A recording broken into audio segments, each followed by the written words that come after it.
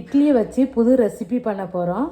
Idli omelette. நம்ம வந்து chilli idli, கொத்து இட்லி அந்த மாதிரி செஞ்சுருப்போம்.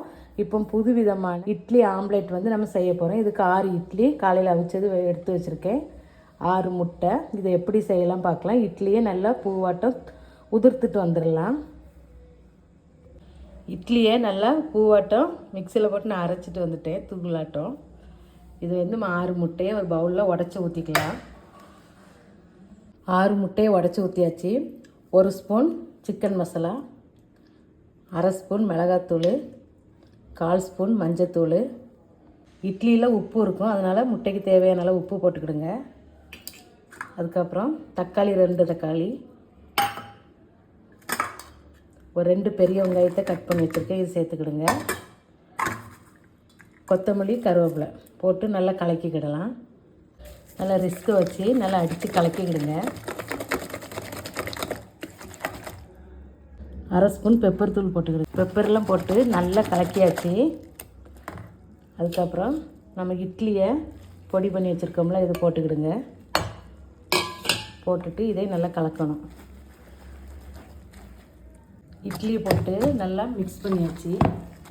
பாருங்கள், சூப்பராக கலக்கியாச்சு. ஒரு கரண்டி எடுத்துக்கிடுங்க. தோசைக்கல்லை ஹீட் பண்ணியாச்சு. இது சின்ன சின்ன ஆம்லேட் மாதிரி பண்ணிடலாம்.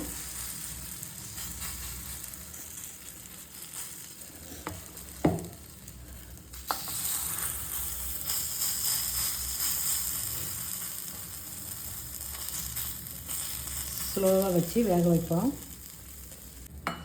ஒரு பக்கம் வெந்துருச்சு, அப்படியே மாற்றி போடுங்க. பாருங்கள், சூப்பராக ஆம்லேட் வந்திருக்கா. இன்னும் ஒரு 2 நிமிஷம் வேகட்டும். இட்லி ஆம்லேட் பாருங்கள், சூப்பராக வந்துருச்சு. இந்த பிளேட்டில் அப்படியே எடுத்து வச்சுக்கலாம். இனி 2 ஊற்றிக்கலாம். சுவையான டேஸ்டான இட்லியை வச்சு ஆம்லேட் ரெடி பண்ணியாச்சு. நம்ம காலையில் செஞ்ச இட்லி மீதி இருந்துச்சுன்னா நைட்டு ஒரு டின்னருக்கு இந்த மாதிரி செஞ்சு கொடுத்துருங்க. இதுக்கு சட்னி எதுவுமே தேவையில்லை, அப்படியே சாப்பிட்டுக்கலாம். ஈஸியான ரெசிபி தான். முட்டையும் இட்லி இருந்தால் போதும்.